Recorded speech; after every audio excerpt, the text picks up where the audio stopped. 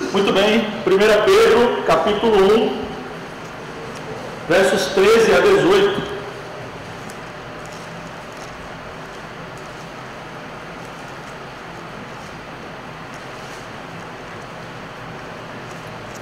Diz assim: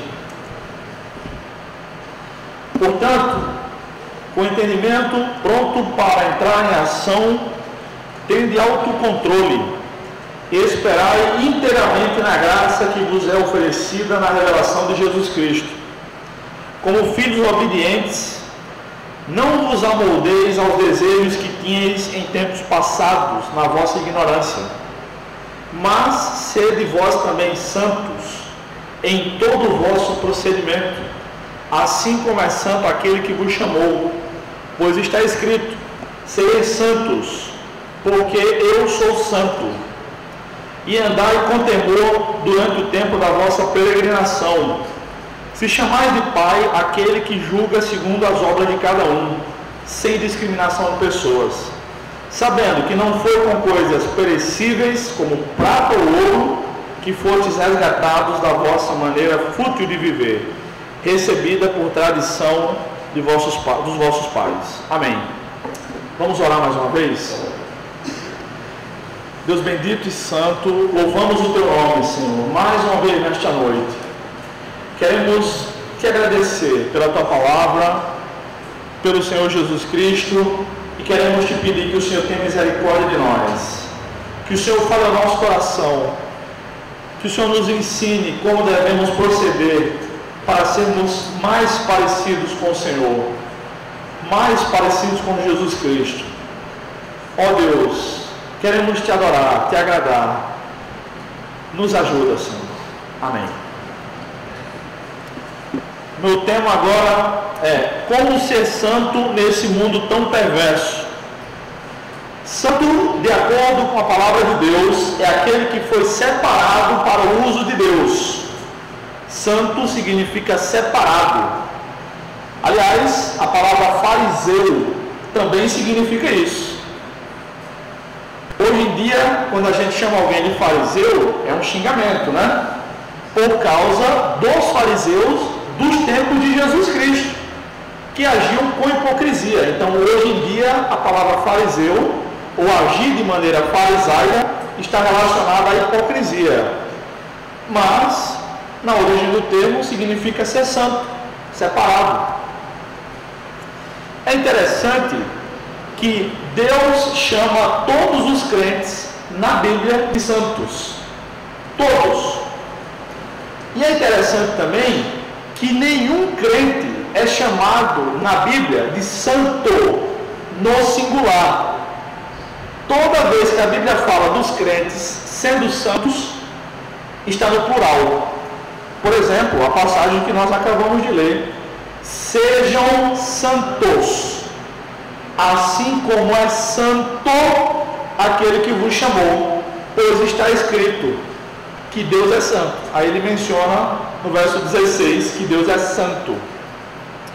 Significa que santo sozinho, sem precisar dos outros, é Deus, e somente Ele. Isaías 12:6 diz: exulta e canta de alegria, ó habitante de Sião, porque grande é o Santo de Israel no meio de ti. Singular. Levítico 11:44, de onde Pedro está citando, diz: porque eu sou o Senhor vosso Deus, portanto santificai-vos e sede santos, porque eu sou santo. Deus, apenas Deus, é chamado de santo no singular na Bíblia. É claro que se nós quisermos nos tratar entre nós mesmos, nosso meio, como é santo, não é pecado, não é nem antibíblico. A ideia da Bíblia em chamar os crentes de santos, sempre no plural, talvez seja para demonstrar que nenhum de nós consegue ser santo sozinho. Nós não conseguimos ser santos sem congregar. Nós precisamos do pastoreio mútuo. A Bíblia fala de 7 tipos de pastoreio. O pastoreio literal, pastoreio de ovelhas, de animais, como Raquel era, como os hebreus eram. Em 1 Samuel 5:2, aliás, 2 Samuel 5:2, é dito sobre Davi que Davi seria o pastor do povo de Israel, pastoreio político. O terceiro tipo de pastoreio que a Bíblia menciona é o pastoreio de Deus Pai, Salmo 23. O Senhor é meu pastor, nada me faltará. O quarto tipo de pastoreio é o pastoreio de nosso Senhor Jesus Cristo.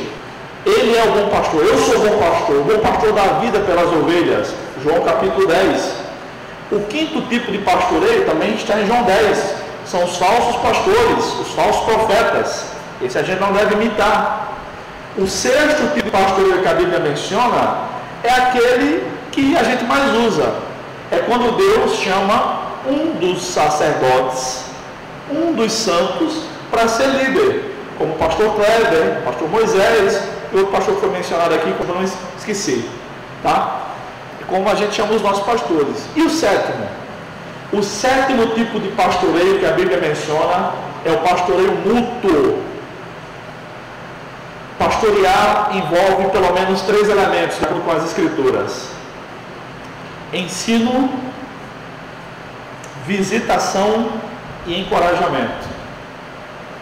Por exemplo, em Colossenses 3,16, a palavra de Cristo habita ricamente em vós, instruí-vos e aconselhai-vos mutuamente, com salmos, hinos e cânticos espirituais. Hebreus diz várias vezes, para nos estimularmos uns aos outros, para estimular a fé, para exortar, fala da visitação também. Então esse pastoreio mútuo é o que nós precisamos fazer. Esse pastoreio mútuo está para todos os santos, todos os crentes. É interessante que os crentes são chamados de santos.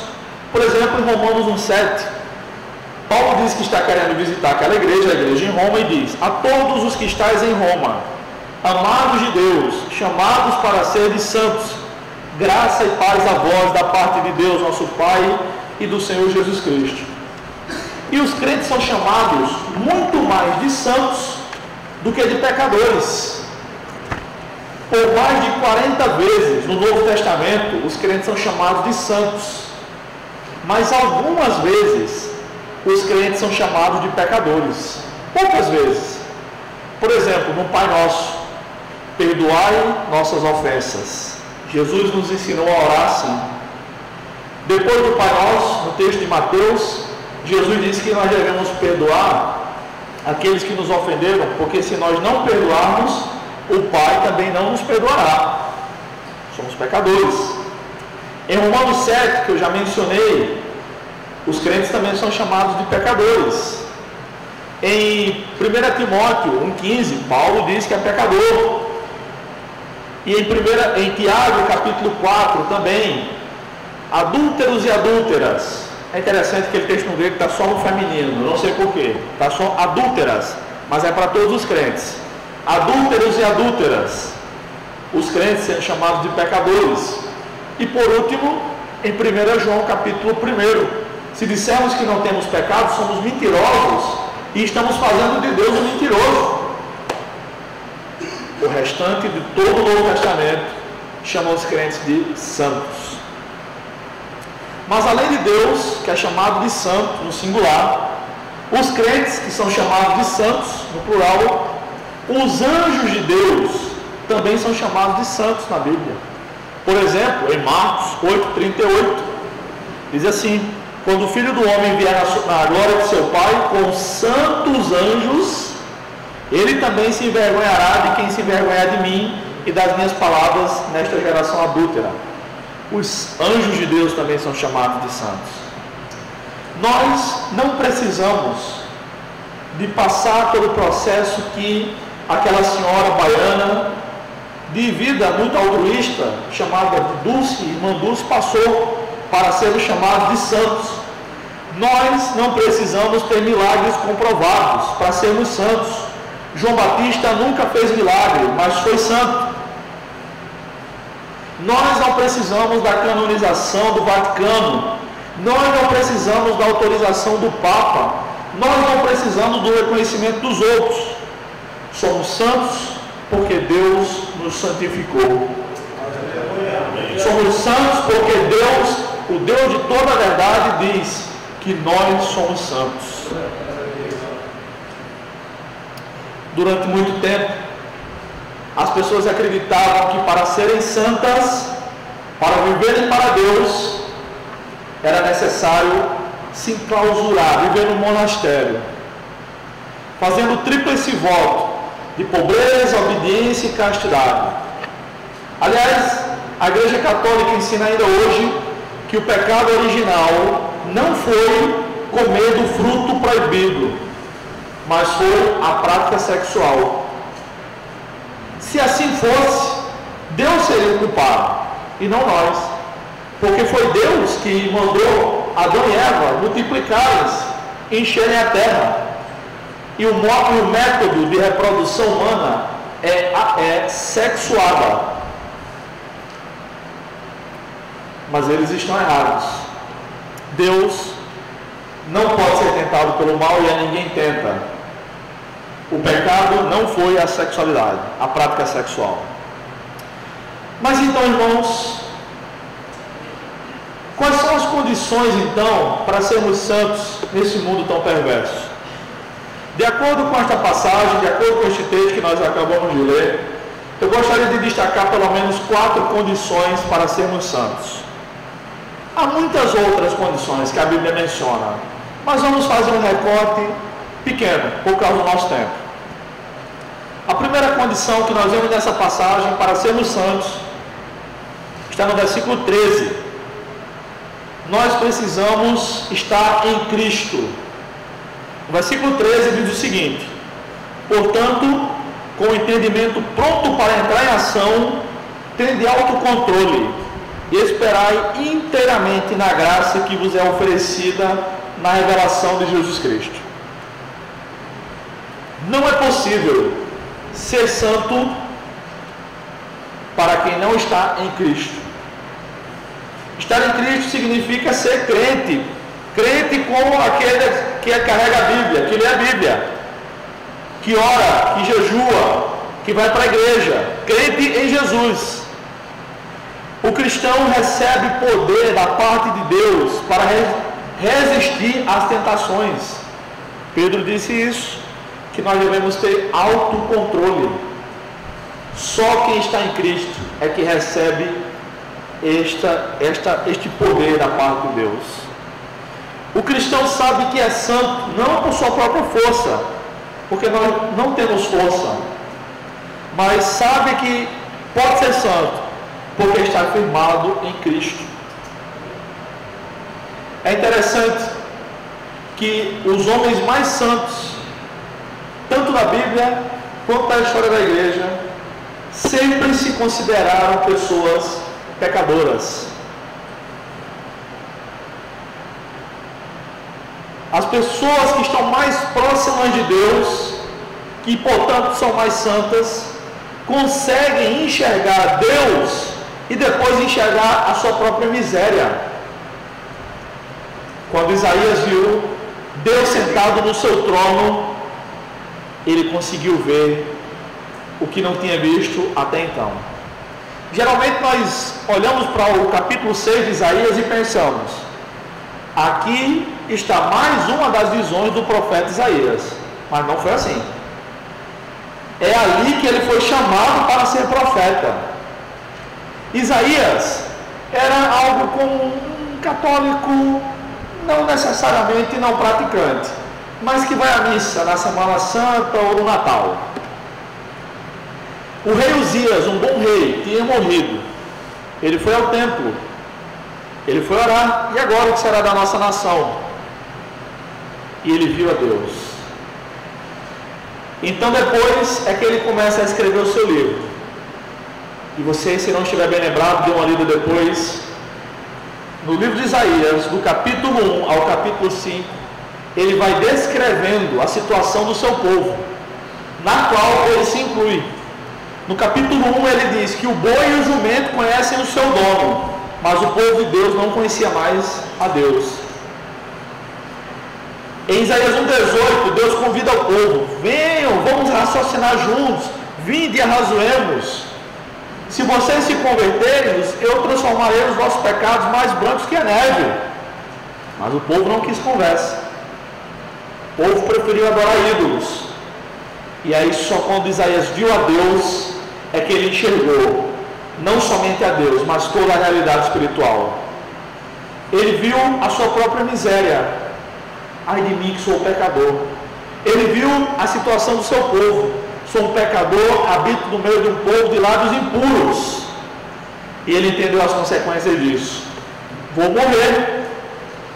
Mas o Deus que é santo, Ele pode santificar. Ele purificou Isaías por meio de um serafim.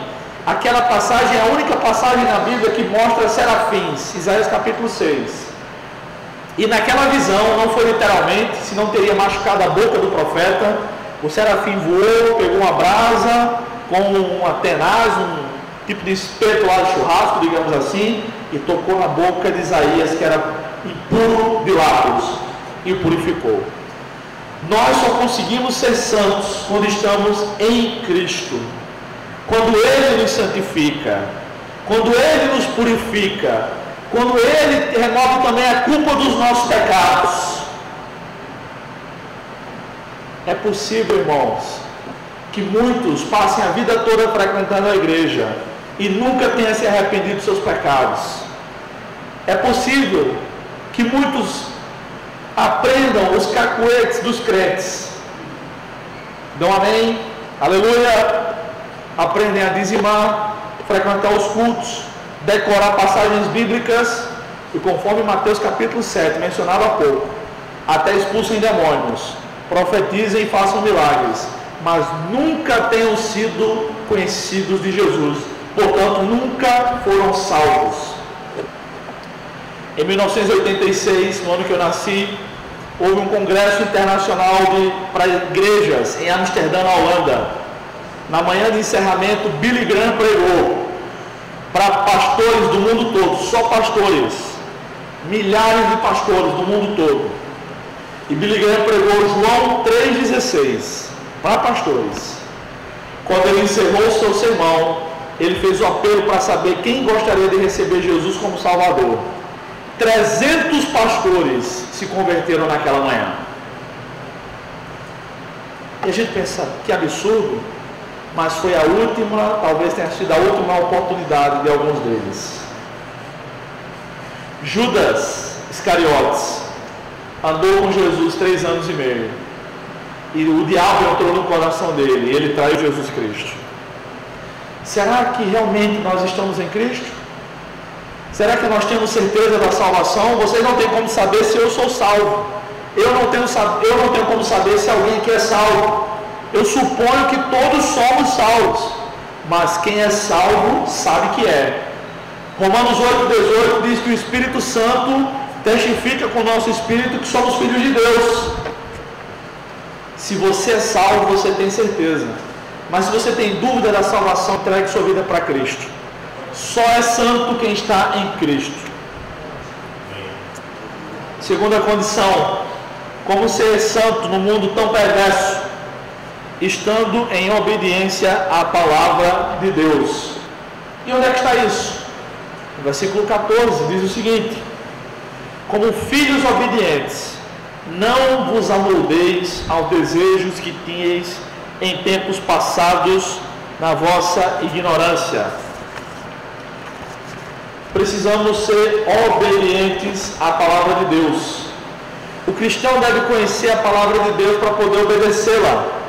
Eu nunca vi, não sei se vocês conhecem, mas eu nunca conheci, em quase 20 anos de crente, alguém que seja bom de Bíblia, que não frequenta a escola bíblica, nem culto de doutrina.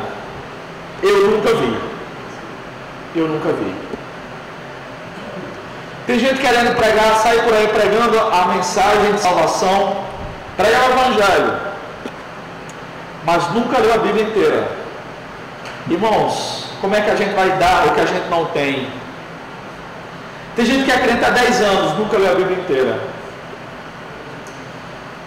Desde o ano passado, o ano retrasado na verdade, a editora Vida Nova vem publicando os livros de um erudito pentecostal.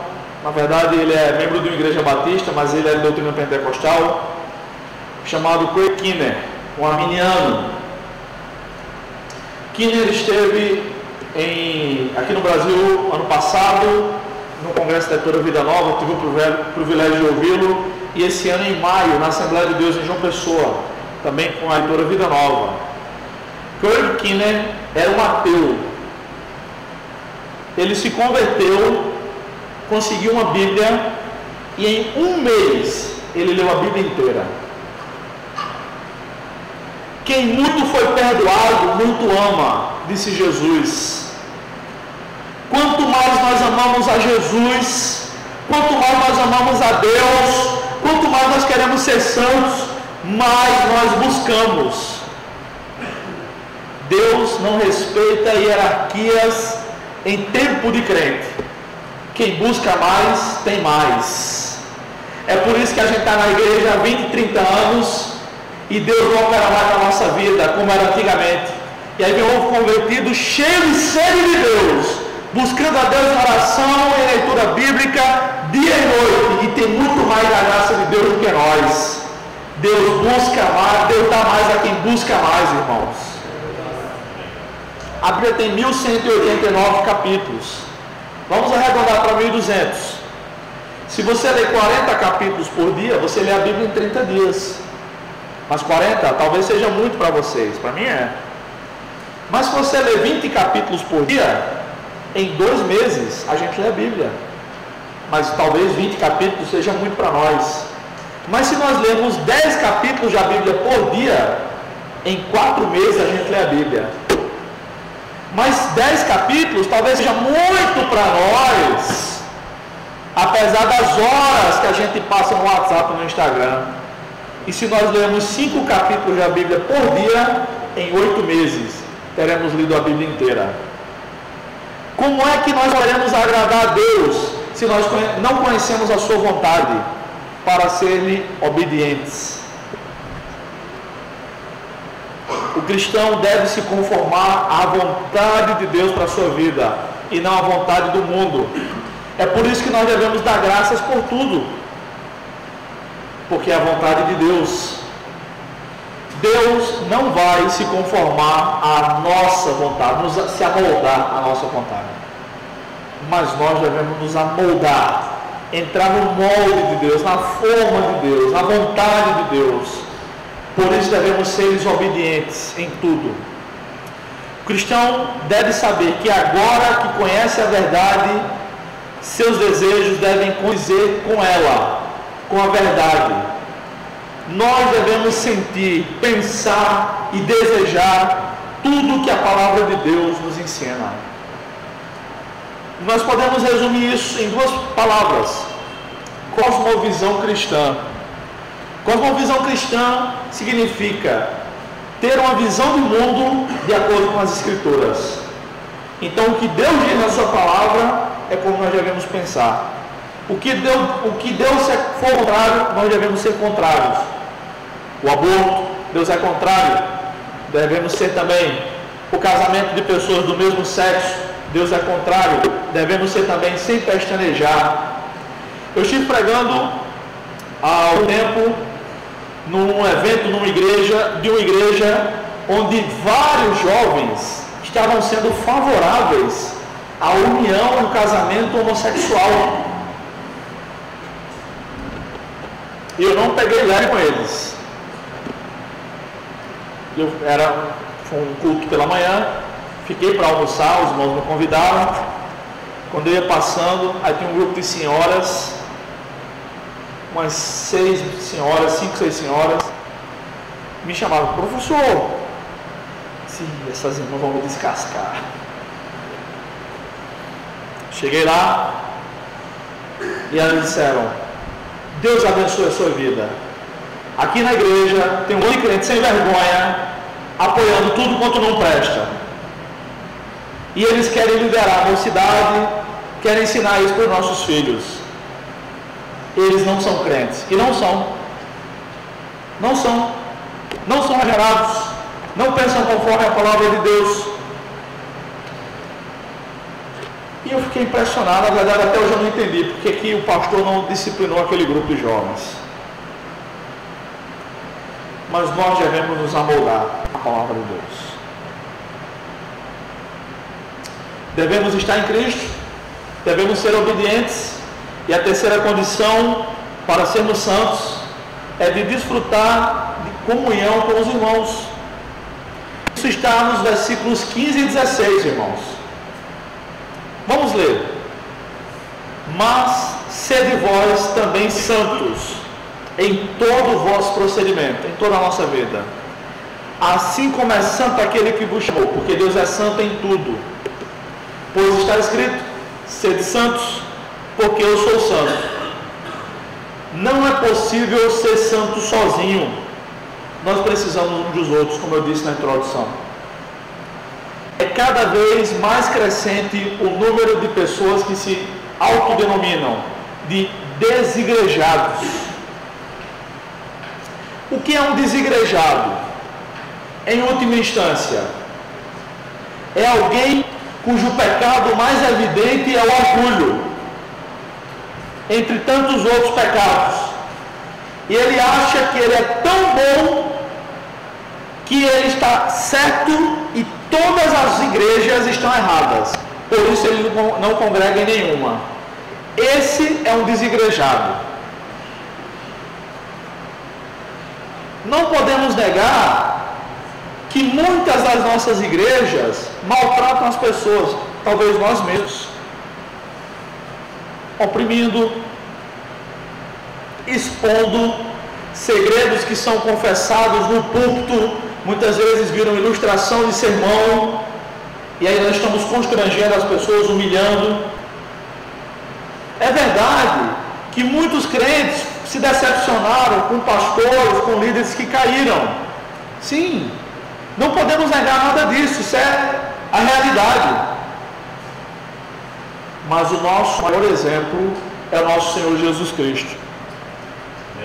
Precisamos desfrutar da comunhão dos irmãos. Sejam santos, estejam juntos. Eu fico preocupado, irmãos, quando eu vejo as pessoas com a baixa estima sobre a igreja de Jesus Cristo.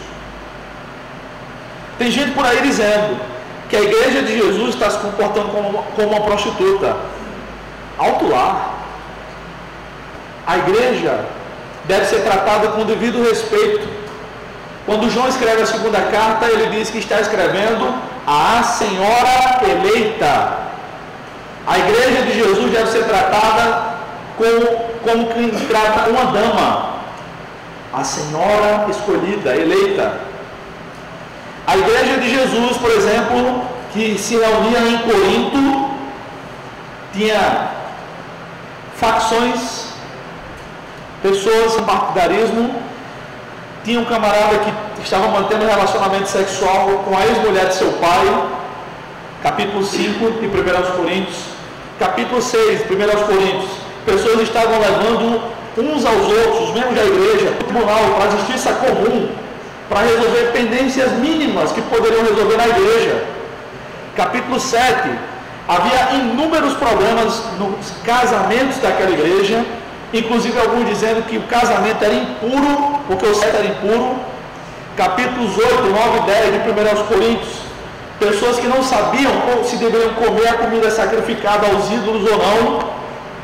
Capítulo 11, irreverência na ceia, irreverência no culto, e Paulo diz: isso não vos louvo. Capítulos 12, 13 e 14, pessoas que estavam usufruindo, utilizando os dons do Espírito Santo de maneira irregular, todo mundo falando em línguas e profetizando ao mesmo tempo, aquela bagunça, ninguém entendia nada. Capítulo 15, pessoas que estavam negando a ressurreição corpórea de Jesus Cristo. Essa era a igreja de Corinto. Mas como foi que Paulo começou escrevendo na sua primeira carta aos Coríntios? Quais foram as primeiras palavras que ele dirigiu àquela igreja? Ele disse: Paulo, chamado para ser apóstolo de Jesus Cristo, pela vontade de Deus, e o irmão Sóstenes, a igreja de Deus em Corinto. Aquela igreja tem tudo isso, como as nossas igrejas também têm, mas era de Deus. Glória! Aos santificados em Cristo Jesus. Aquela igreja era formada por pessoas santificadas por Cristo, chamados para serem santos, com todos que em todo lugar invocam o nome do nosso Senhor Jesus Cristo. Aquela igreja tinha a fé universal. Assim como nós cremos em Cristo, assim como os filipenses criam, os romanos, os tessalonicenses, eles também criam. Eles também se submetiam ao senhorio de Jesus Cristo, Senhor deles e nosso. Graça e paz sejam convosco da parte de Deus, nosso Pai, e do Senhor Jesus Cristo. Aí o que é que Paulo fazia quando lembrava daquela igreja? Xingava? Não. Ele diz: sempre dou graças a Deus por vós, pela graça de Deus que vos foi dada em Cristo Jesus.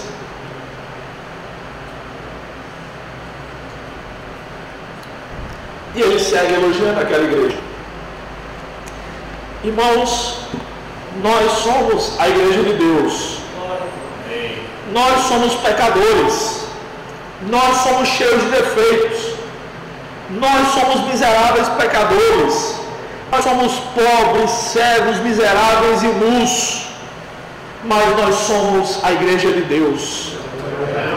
E nós precisamos uns dos outros, da oração de uns dos outros, dos conselhos uns dos outros, da repreensão mútua, do pastoreio, da visitação.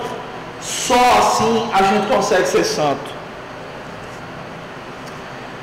A quarta e última condição para sermos santos está no versículo 17 e 18, que diz assim: e andai com temor durante o tempo da vossa peregrinação, se chamais de Pai aquele que julga segundo as obras de cada um, sem discriminação de pessoas, sabendo que não foi com coisas perecíveis, como prata ou ouro, que fostes resgatados da vossa maneira fútil de viver, recebida por tradição dos vossos pais.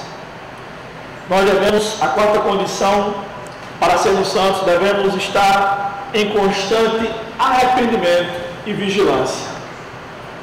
Devemos estar em Cristo. Devemos ser obedientes à palavra de Deus. Devemos desfrutar de comunhão e também devemos nos arrepender dos nossos pecados e sermos vigilantes.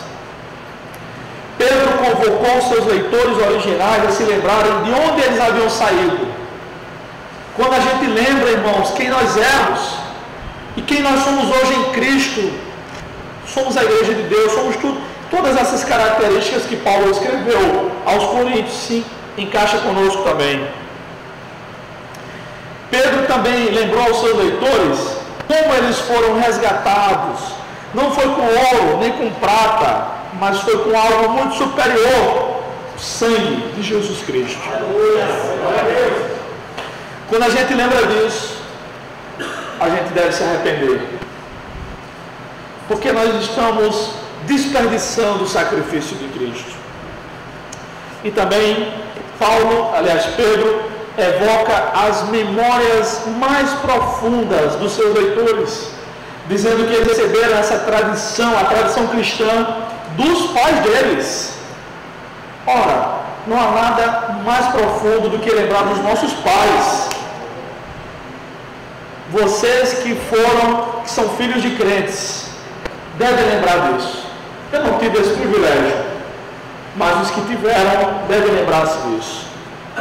Dos pais que ensinavam a decorar os versículos bíblicos, a levar oferta para o culto, a respeitar a liderança da igreja, a parar de conversar durante o culto, como as crianças fazem.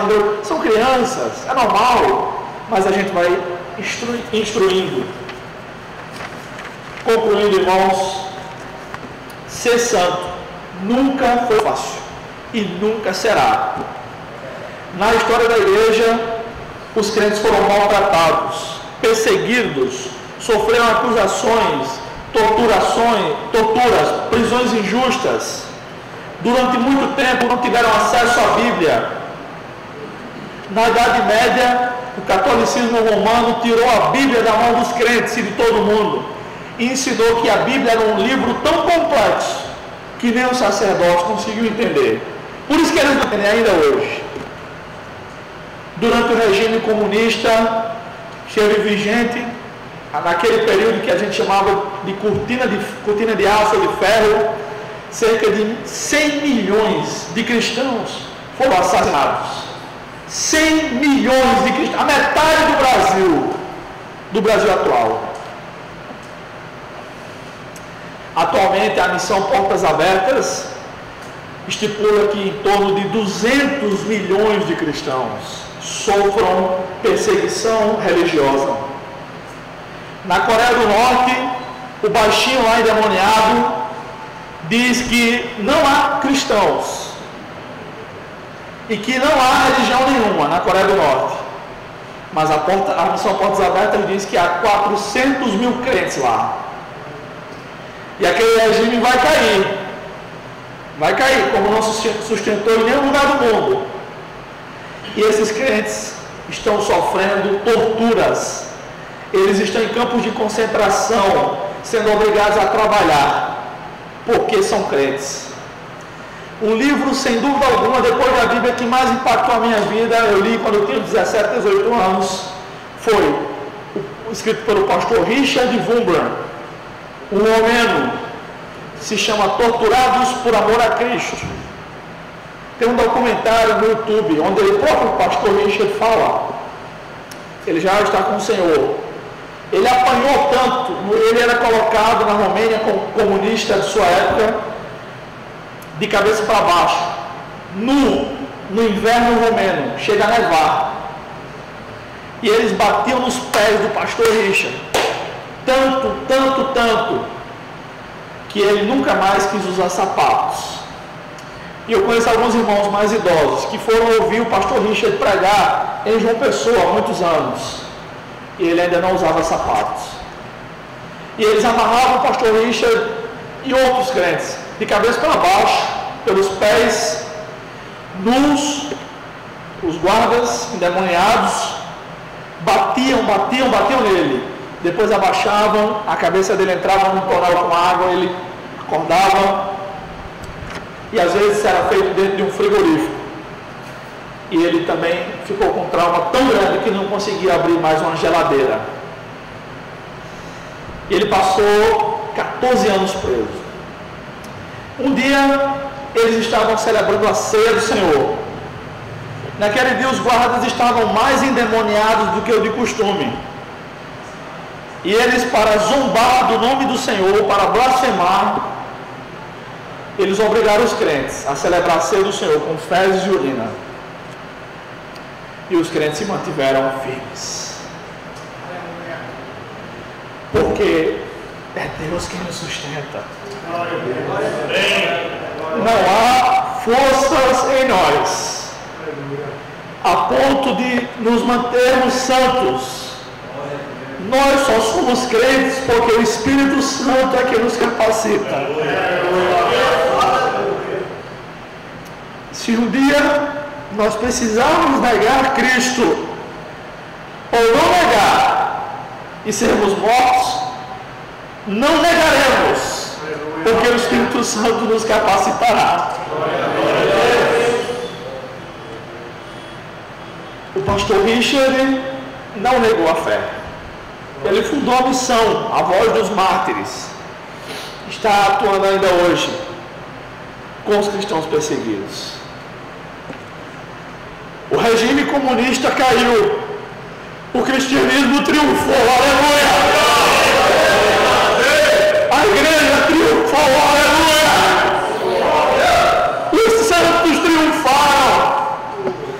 Jesus disse: edificarei a minha igreja e as portas do inferno não prevalecerão contra ela.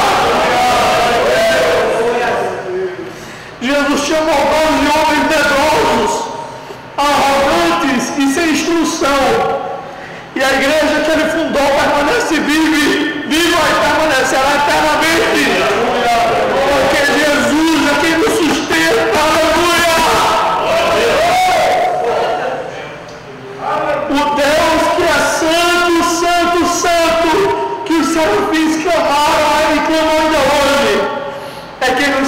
vivifica, é quem nos sustenta, é quem nos supre, é quem nos guarda e é quem nos vai fazer com que sejamos santos nesse mundo tão terrível, irmãos, até que Ele venha.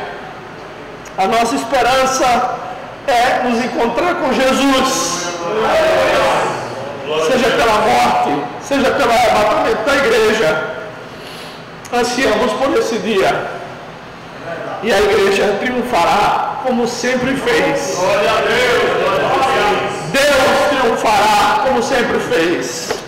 Louvado seja o teu nome. Vamos orar, irmãos. Oh, aleluia, louvado seja o teu nome, Jesus. Oh, Senhor, louvado seja o teu nome, Jesus. Oh, Senhor, Pai Santo, nós somos os pecadores. Tem misericórdia de nós. Tem misericórdia de nós, Senhor. Somos falhos, somos pequenos, Deus. Tu és santo. Nós reconhecemos diante de Ti a nossa miséria, a nossa pequenez. Pedimos que o Senhor tenha misericórdia de nós. Oh, Deus, e que o Senhor nos ajude a sermos santos nesse mundo tão terrível. Perdoa os nossos pecados, Senhor. Perdoa mais uma vez. Nós confessamos a Ti a nossa culpa nesse momento. Se não fosse o Senhor, há muito teríamos perecido. Muito obrigado por tudo, Senhor. Continua quebrantando o nosso coração. Em nome de Jesus, Senhor. Amém. Amém, irmãos.